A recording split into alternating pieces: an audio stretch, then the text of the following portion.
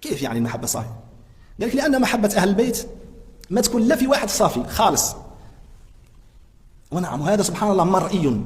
اليوم كنت تشوف يعني في ناس هكذا على العموم، تجد ممكن إنسان منتمي لأهل السنة والجماعة، ولكن جيت تتكلم له على سيدنا أهل البيت شوي تحسس فيه رائحة على الخوارج ولا الوهابية، في عصبية لنسبه أو كذا وكذا، ثم حتى تصل إلى واحد اللي تلقاه عنده محبة أهل البيت سبحان الله، وهذه السمة وزنوا بها كما تشاءون.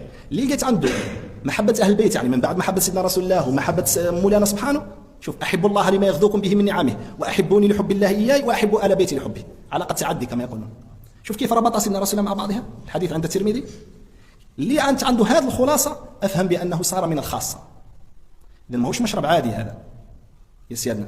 وهذا ماذا تجد عليه سبحان الله؟ تجد عليه سمة أهل البيت. أبسط ما يكون أو ما هو ظاهر لسائر الناس عند المحب لأهل البيت واللي ماشي على هذا النهج سبحان الله، أنه يكون يشبههم خلقا وخلقا سبحان الله العظيم الحمد.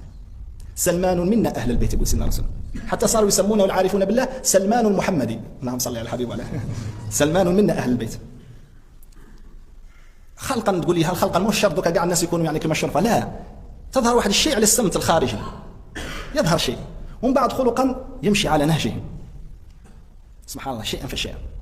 إذا قلنا هما الثقلان، ولكن الثقل هذا باش الثقل الأصغر وهم أهل البيت لازمنا نكونوا على قدرها في المودة.